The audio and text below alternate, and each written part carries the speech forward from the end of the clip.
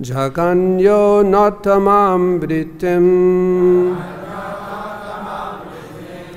anapadi bhajen naraha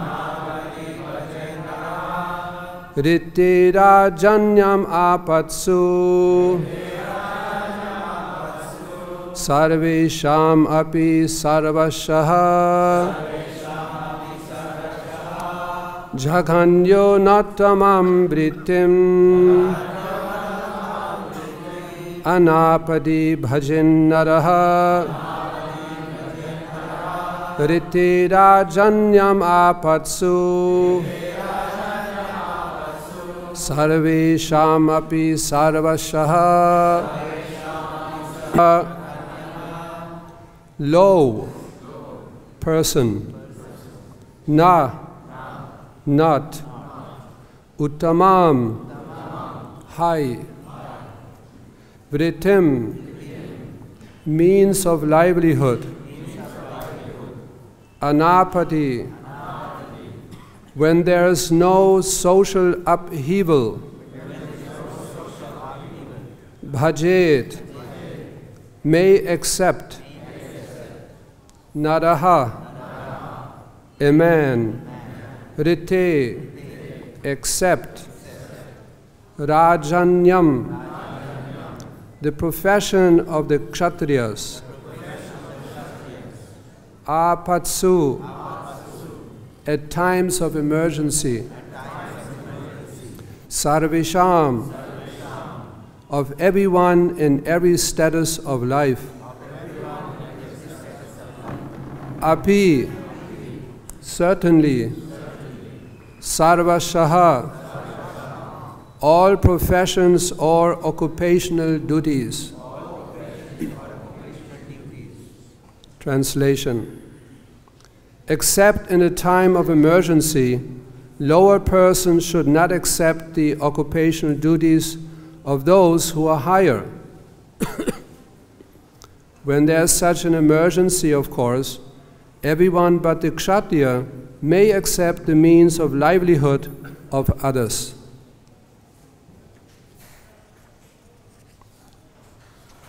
Purport by His Divine Grace, A.C. Bhakti-Vedanta Swami Srila Prabhupada Ki Jai.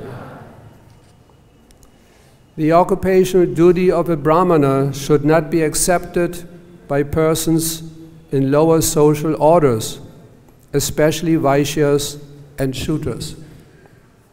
For example, an occupational duty of the brahmana is to teach Vedic knowledge, but unless there's an emergency, this professional duty should not be accepted by the Kshatriyas, Vaishyas, or Shudras.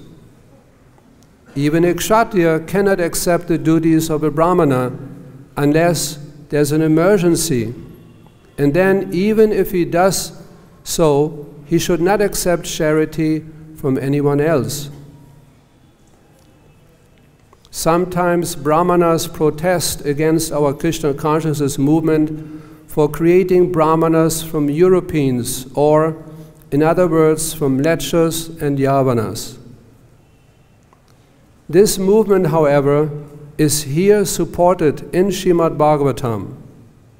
At the present moment, society is in a chaotic condition, and everyone has given up the cultivation of spiritual life, which is especially meant for the brahmanas. Because spiritual culture has been stopped all over the world, there is now an emergency, and therefore it is now time to train those who are considered lower and condemned, so that they may become brahmanas and take up the work of spiritual progress. The spiritual progress of human society has been stopped, and this should be considered an emergency. Here is solid support from Narada Muni of the movement known as Krishna consciousness.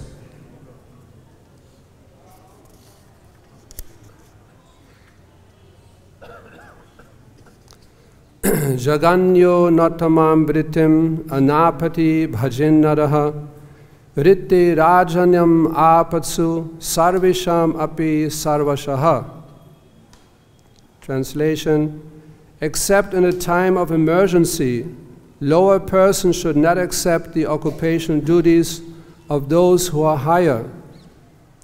When there's such an emergency, of course, everyone but the Kshatriya may accept the means of livelihood of others. Nama Om Vishnupadaya Krishna Preshthaya Bhutale Srimate Bhakti-vedanta Swaminiti Namane Namaste Saraswati Devi Gauravani Pacharine Nirvishesha Shunyavari Paschadhyadeshatayane Jaya Shri Krishna Chaitanya Prabhu Nityananda Shri Advaita Gadadhar Shivas Adi Gaur Bhaktavinda Hare Krishna Krishna Krishna Hare Hare Hare Rama Rama Rama Hare Hare. So some time ago I took notes on this particular verse we are discussing today, and I would like to share those notes with you. We can go through them. First of all, this purport illustrates Srila Prabhupada's preaching spirit. As he himself explains in the purport, that there's an emergency situation in society because people are not trained any longer in the principles of the Varnashram institution, Varnashram system. And Srila Prabhupada also points out that he was severely criticized by the caste brahmanas and others for engaging the so-called mlecchas and yavanas. Why so-called? The mlecchas and yavanas in the Vaishnava culture, even to the extent of initiating them as bona fide brahmanas. This is revolutionary. Men and women from Western countries who are considered by others as low class, born in a low class family. How can they take up a Brahminical culture? But Srila Prabhupada so strongly points out, in emergency situations, this can be done. And certainly we have an emergency situation. People don't even know any longer what Varnashram means. But it is a natural social system, and a great lack in our educational institutional system in Western countries. Why so many people are not satisfied? Why they're not happy? Of course, one reason is they do not follow any rules and regulations which are described in the Vedic literatures. This is one reason.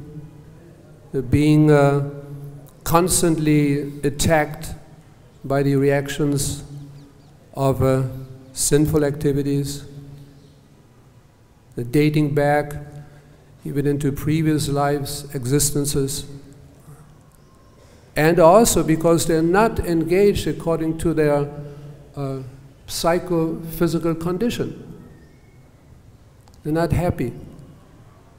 Most of the people, they have to be engaged in some occupation simply to earn money, earn their livelihood, but they are not happy about their work.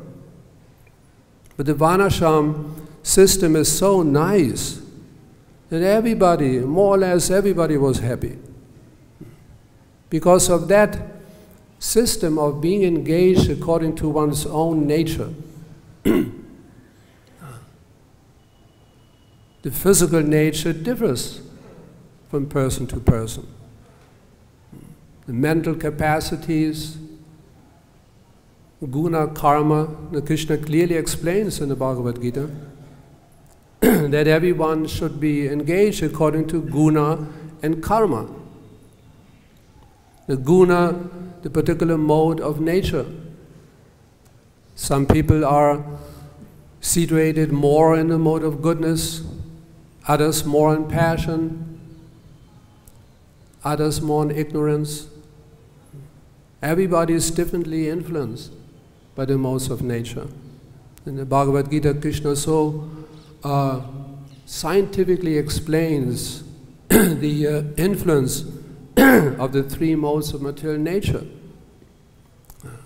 It influences practically everything. Material nature actually means the three modes of nature. That's the actual meaning of material nature. Everything.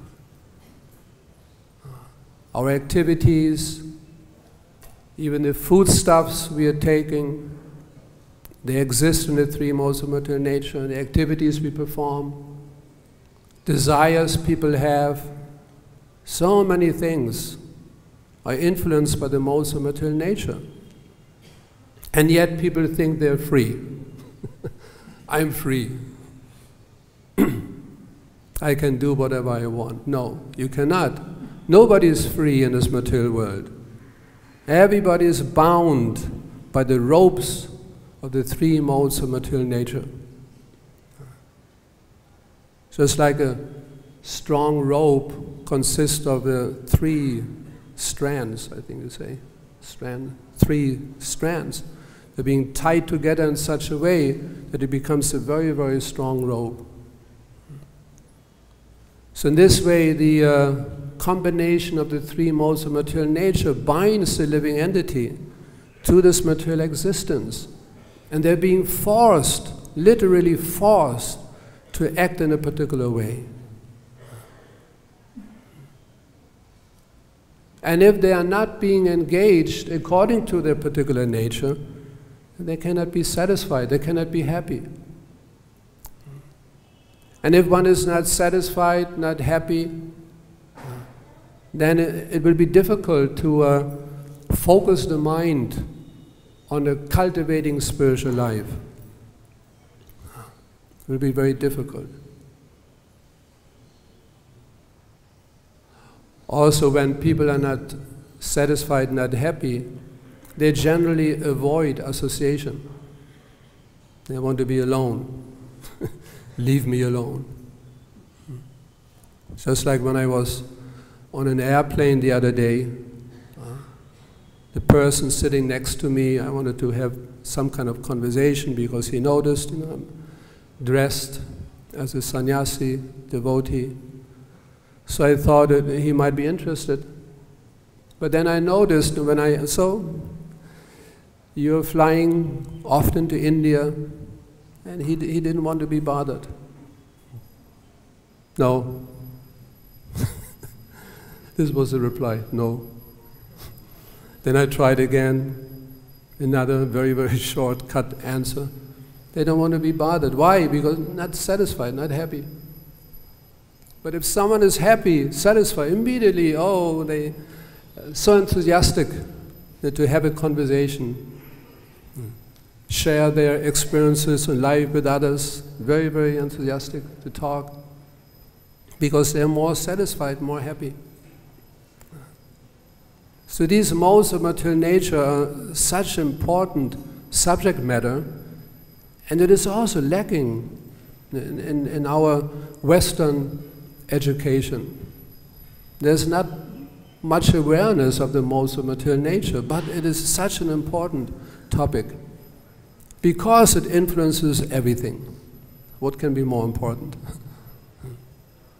And it is also explained in the 11th canto of Srimad Bhagavatam.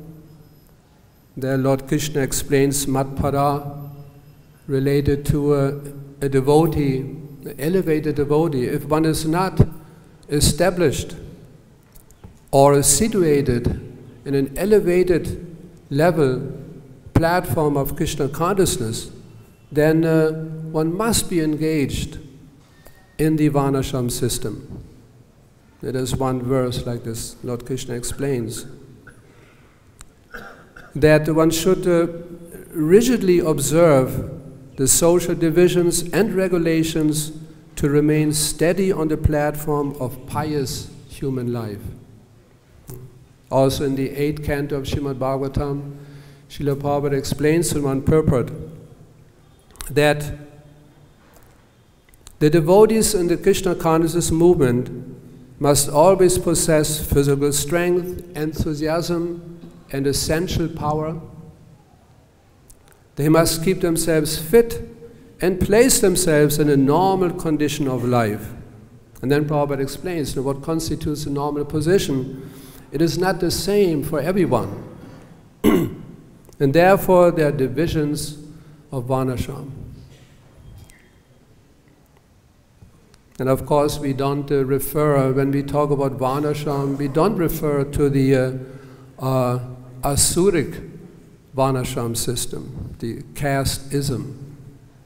This is just another Upadhi, bodily designation. I'm a Brahmana, I'm a Kshatriya, Vaishya, Shudra, and so on. And then there's competition.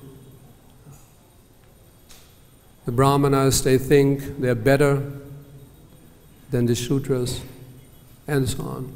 Competition, envy, and pride. But the Daiva Varnashram system, it is not based on a bodily designation. It is a harmonious system to work cooperatively. Cooperation, facilitates cooperation in order to please, satisfy Krishna. Atah pumbya dvija Krishna vanashama vibhagashaha.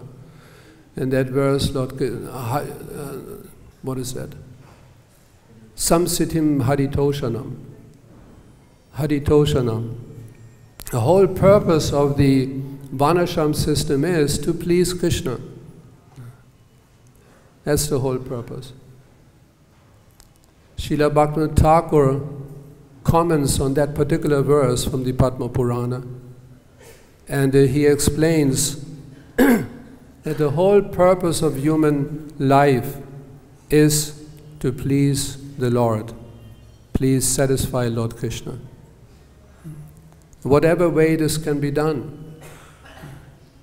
But the main point is to please Krishna, to satisfy Krishna. And if Krishna is pleased, then that's the perfection of existence. There's no other perfection than that. If Krishna is pleased, then everything is being accomplished. And Srila Prabhupada could see that. It's also interesting in the Ramananda Roy, that conversation with the Chaitanya Mahaprabhu. He wanted to hear from Ramananda Roy. Now, what is the highest? What was that exactly, that question? Can you help? Chaitanya Mahaprabhu wanted to know from Ramananda Roy, what is the... yes. What is the perfection of life and the means to attain it? And Ramananda Roy, as we know, he gave so many different explanations. He also explained the Varnashram system. And Chaitanya Mahaprabhu mentioned that this is external. Bhaya, the external, explains something more, higher, higher, higher. So that does not mean Chaitanya Mahaprabhu rejected the Varnashram system. And Srila Prabhupada explains that in one particular lecture, that Chaitanya Mahaprabhu, he wanted to know something higher. That is for Chaitanya Mahaprabhu, but that should not be imitated. That should not be imitated. He just wanted to know something higher. And then eventually, Ramananda Roy, we can go to that. Yes, he quoted a verse spoken by Lord Brahma. Jnani prayasam udapassa namanta eva jivanti san mukharitam bhavadiya vartam stani stita shudikatam tanuvan manobi ye prayashu jito abhyasitais trilokyam. So that particular verse, it emphasizes the importance of simply hearing about Lord Krishna. And Lord Brahma, he points out in this verse that if one is situated properly in one's occupation, one's social status in society and ashram, one should give up the process of mental speculation and simply hear about Krishna. Srila Prabhupada quoted quite often this particular verse to point out that there's no need to change one's position. Whatever position one might be situated, one simply Shuddhikatam.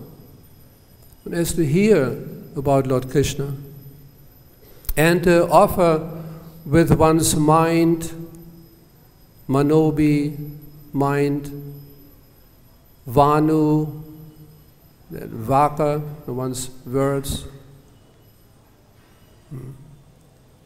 words, mind, and body, the body,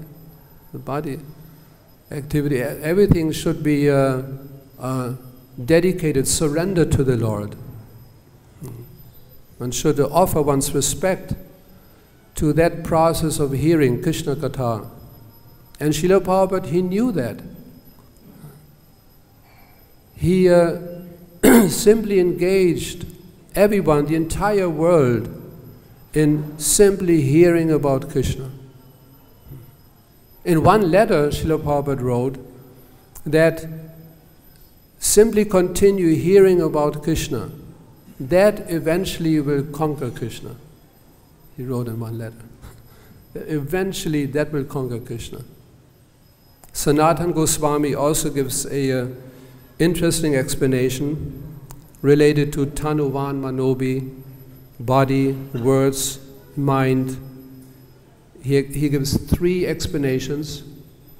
First, related to the devotees, that through their body, words and mind, they conquer Krishna. Related to the non-devotees, their bodily strength, their verbal expertise, and their so-called mental power, they can never conquer Krishna. Not possible. Related to Krishna himself, that Lord Krishna's transcendental body, his words, his transcendental body, his words, and his mind, they are conquered by the devotees. Wonderful explanation. We have the example of Bhishma, for instance. He conquered Lord Krishna because Lord Krishna, he promised not to participate in the battle of Kurukshetra. Lord Krishna, he thought it's a family affair, I will not get involved. And Duryodhana, he was not very happy with Bhishma's performance.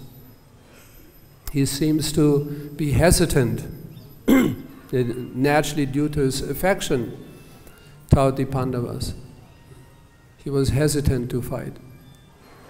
So he pointed this out to Bhishma. Now you are not fighting wholeheartedly. Why are you hesitating? Is it due to affection? No.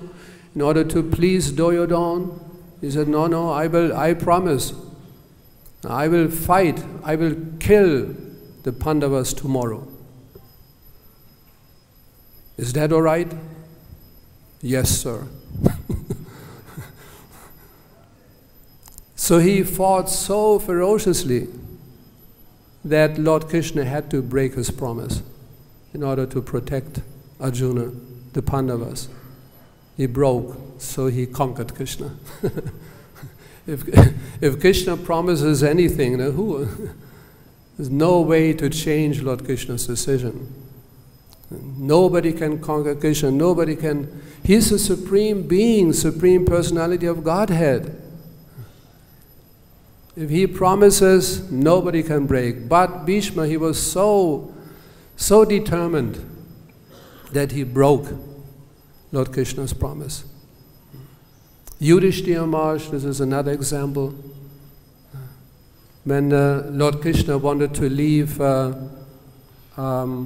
Hastinapur for Dwarka, first he accepted the beautiful prayers of Queen Kunti, but then he went to the palace to prepare leaving for Dwarka. But then Yudhishthira Maharaj came and he persuaded Lord Krishna, please stay just a few more days. And Lord Krishna changed his mind. So by his devotion and love for Krishna, he conquered Krishna. And of course we have the example of Mother Yashoda. She wanted to bind Krishna to Damodar Leela. First it was not possible, and then still eventually she bound Lord. Nobody can bind the Supreme Personality of Godhead. But eventually she was successful. She also conquered Krishna. Then we have the examples of the cowherd boys of Vrindavan. They used to play with Krishna. There's that beautiful verse, Itam satam brahma sukhanu bhutya dasyam gatanam. I forgot now. Yeah. Wonderful verse. And in this verse it is explained that the cowherd boys of Vrindavan, they used to play with Lord Krishna, who is the source of the Brahman effulgence. And for the devotees, they surrendered everything to Krishna. And for the ordinary people, he appeared to be just like an ordinary child. And these cowherd boys, they must have performed so many pious activities for many, many lives in order to be able to associate in this way with the Supreme Personality of Godhead. Krita Punja Punja. They must have performed. They're so fortunate. Who can explain? Who can describe their fortune? Beautiful verse. So they played with Krishna. They also conquered Krishna many times. Playing means someone is winning and someone else is losing. That's part of playing. And sometimes Krishna lost. And then Madhu Mangal, when Lord Krishna complained, I remember once Bhakti Sharuma, she gave a beautiful explanation. And he described that when Lord Krishna lost, the system is that one has to carry some of the winning party on the shoulder. So Lord Krishna wanted to avoid this, and he found so many excuses. No, we lost because I slipped on a banana peel. So many excuses. But Madhu Mangal, being a Brahmana, the son of Sandipani Muni, I just came from Ujjain, And we visited Sandipani Muni's ashram. Very peaceful, beautiful place. And Sandipani Muni, he was such a powerful Brahmana teacher. In this particular place, there was no bathing gut, no pond, nothing to bathe in. And Sandipani Muni, he just pushed his heel in the ground and he just created a bathing place. So powerful. Madhu Mangal, he is the son of Sandipani Muni, a Brahmana. And he pointed out to Lord Krishna that you are finding so many excuses. Just accept the fact that you lost. I'm a Brahmana, Madhu Mangal said, and you should respect what I'm saying. Then Lord Krishna replied, but yes, he explained that it is not just a question by birth to call yourself a Brahmana, but you also have to prove yourself by your deeds, by your activities. And just look at my deeds, Lord Krishna explained. When I was just 7 years old, the Putana demon tried to kill me, but instead I killed Putana. And the Trinavata demon, I also killed him. When I was 7 years old, I lifted Govardhan hill. So these are also wonderful deeds, wonderful activities. You should respect that. And Madhu Mangal replied, just see, now you're also becoming proud. On top of losing, now you become proud. Now, seven days old, he was 7 days old, Putana. You were just an infant. What could you have done? It is described in the Vedic literature that the demigods, they always protect infants, children, and old people. So the fact is that you were just protected by the demigods, but somehow you want to take the credit. And lifting Govardhan hill, again, you were just a child, 7 years old. You really think that you could lift a hill? All the elderly cowherd boys, they are very, very strong with their sticks. They supported Govardhan hill. And you just take credit. You want to take credit for it. Then Lord Krishna explained, but what about Kaliya, the Kaliya serpent? I subdued Kaliya. Such a powerful, poisonous snake. No. You were already lost, Madhu Mangal replied, in the coils of the serpent Kaliya.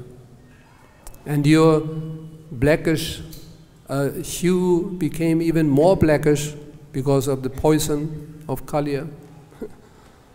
Then I noticed that Mother Yashoda, Nanda Maharaj, and all the cowherd boys, they all fainted seeing you in this condition.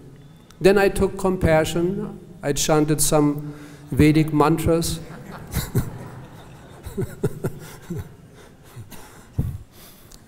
And they all came back to life by the power of these mantras. And the Kaliya snake, hearing these mantras, became afraid, and she released you.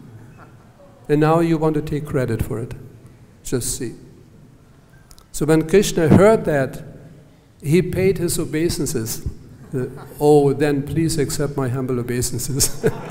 And Krishna bowed down. So they conquered, certainly in so many different ways, Lord Krishna. And what to speak of the gopis of Vrindavan. So nobody can, Ajita, Lord Krishna is known as Ajita, nobody can conquer Krishna. not possible. But if he wants to be conquered by the love and devotion of his devotees, then it is certainly possible. Only if Krishna wants, if Krishna desires. So Srila Prabhupada knew the potency, the purifying potency of a Krishna Katha, hearing about Krishna. This is also one reason why Srila Prabhupada was so enthusiastic to publish books and distribute them as widely as possible, because everyone will benefit. That's the actual process. And he mentioned that in the beginning, if he would have introduced Varnashram, it would be too difficult to follow. I remember in the early days in Germany, we tried to introduce the Varnashram system. And it only lasted for a little more than 1 week. Because it's just too difficult for the ego to accept that I'm a Vaishya, I'm a Shudra. And everybody wanted to be Brahmana immediately. Standing in the queue, yes, I want to be Brahmana. So Srila Prabhupada knew that. But he also indicated at a later point it might be possible. And when the devotees simply take to the process of hearing about Krishna, chanting Lord Krishna's name, their heart, mind will become more and more purified. And then it will be possible to work cooperatively, work nicely together, harmoniously, simply to please Krishna, to satisfy Krishna. And when the devotees are on that platform, then it will be possible to introduce, in practical terms, the Varnashram system. It will be possible. But first, we have to be educated. This is Srila Prabhupada. As long as 40 years ago, Srila Prabhupada wanted to establish a Varnashram college in Mayapur. It has not been done till now. That's the beginning. The beginning is always education. Any system, any social system, the beginning is education. The members have to be educated. And because this is not happening, everybody has some different ideas what Varnashram means. The first, there must be education. And if all the devotees are being systematically educated about Varnashram system, then the understanding will develop more and more, and then it will be possible at one point to practice the Varnashram system. So I would like to stop here.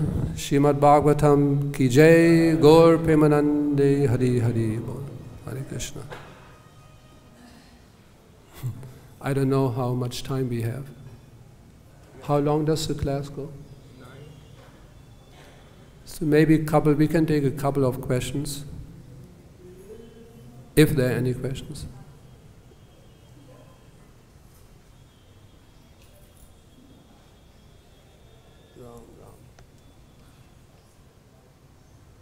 Anybody has any comment?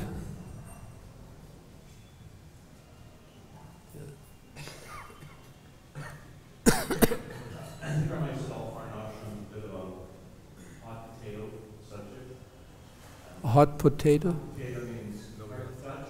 No, I know what it means, hot potato. You cannot touch it. And you quickly pass it on to someone else. Also in the 1970s, 74, 75, part of a rural community trying to do something in that vein, and because devotees, they had some sense of sincerity, but a lot of immaturity. It turned into more of a tragic comedy. There were so many mistakes that were made with the project that was given up. It seems like it's a subject that has to be approached with, as Prabhupada said, caution is a better part of valor. To really practically understand how to apply this in a very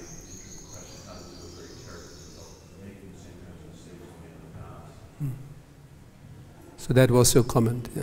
Yeah. My fear of Varnashram is being the same state as independence. Yeah. Yeah, we should fear, you said? Fear Varnashram? Not fear, but be cautious. Be cautious, yeah. Should be cautious about Varnashram. Don't repeat mistakes of the past. Yeah. Well, what can be done? Srila Prabhupada wanted it. He said it very clearly. Several times, in writing and verbally, he wanted. He pointed out that Srila Bhaktisiddhanta Saraswati Thakur, he wanted to establish Daiva Varnashram. And Srila Prabhupada, he also wanted it. Again, my point is, first there must be education. We should publish literature which explains in a scientific way. Varnashram does not just mean farm projects. It's an entire system. You want to make a comment, Marsh? It's not only the Varnashram college that we don't have, but also the Gurukul. Oh. Yeah, right. So Jadvaita Swami, he pointed out that the Gurukula, to develop our Gurukula system, that is of course essential. It's another point, our second, third, fourth, fifth generation, if they are being properly trained, from birth on, as Prahlad Maharaj points out, from birth on they're being trained properly. In Krishna consciousness, in the Varnashram system, then that naturally will, spread, will grow. Yeah, very important. And we still struggle with that. It is a challenge. Yeah. So, one important factor is that in determination of if you're a Brahmin, a Kshatriya, a Vaishya, or a Sudra, this was, as Maharaj just mentioned, developed in the Gurukul. So Yeah. under the tutelage of the Guru, Yeah.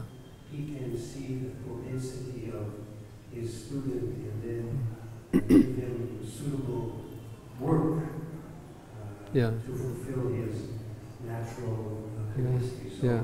if we want to establish that nowadays, he can't say that you're going to be a Sudra, Mm. you have to be a qualified Yeah. Yeah. person, and that's why we have to go to school. Yeah. Just like in the Sandipati Muni's school, Mm. teaching Krishna, his own son, and such as that. Yeah. Yeah. Yeah, it's not just a question of education, but the students also, they have to be qualified. A teacher in the Varnashram system, a teacher would not educate a student if he thought he's not qualified, would not accept, would not teach. So it's not just going to seminars, reading books, and then I know. One also has to be qualified, and to a certain extent. And the teacher, he could see that, and then accordingly, the education also differs. It's not that everybody's being educated in the same way. Anyway, it's as you mentioned, you have to be cautious. But at the same time, we have to begin at one point somewhere. We have to start. Yes. In the Srimad Bhagavatam, Prabhupada explains how even in the Krishna consciousness movement, Lord Chaitanya Mahaprabhu's movement, that our nature should be properly employed. This is Srimad Bhagavatam, Canto 1, Chapter 5, text number 32. Yeah.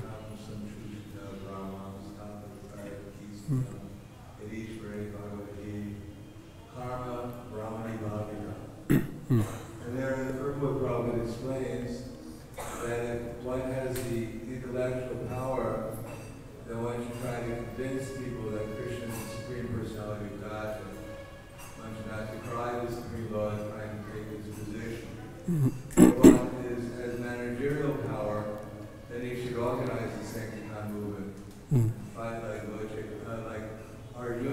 Krishna's cause. And when they have material resources, then they should be at the disposal of those who are organizing the Sankirtan movement so they can organize the preaching and spread Krishna consciousness. But in the absence, but the best thing after all, Prabhupada said, is to hear and chant about the glories of Krishna. But in the absence of such propensity, one should dovetail everything that one has an inclination for in the service of Supreme Lord. And then naturally that tendency, that desire to hear and chant about Krishna will increase. Yeah, right. And we also need Vaishyas. That's another point. We need Vaishyas. The Vaishya does not mean to just maintain yourself. Vaishya means he makes profit. This is one verse in the Bhagavatam that the nature of a Vaishya is that he is very greedy for profit, but he's also very charitable. That this combination is very much needed nowadays. Vaishya means to make profit. Srila Prabhupada, he told once a story, I want to make it short. There was one, gentleman, and he made profit by selling. There was a plague, I think, of rats, and he was selling one rat. He got a few annas and a very small amount of money. Another one, he made little profit, and he became very wealthy, very rich. That's a Vaishya. You start off with a dead rat, and you become very wealthy. That's a Vaishya. So we need Vaishyas. Vaishyas, proper Gurukul, educational system. We need Vaishyas. And what was the other point? Anyway, still for now the main point is chanting. Because Srila Prabhupada, he knew the transcendental potency of the holy name and the Sankirtan movement. He did not want to leave the spreading of Krishna consciousness to so-called high-class brahmanas, because then Krishna consciousness would never spread all over the world. He knew that. So he took that risk, having full faith in the purifying potency of the holy name and Chaitanya Mahaprabhu's Sankirtan movement. Thank you very much. Hare Krishna, Srila Prabhupada ki jai.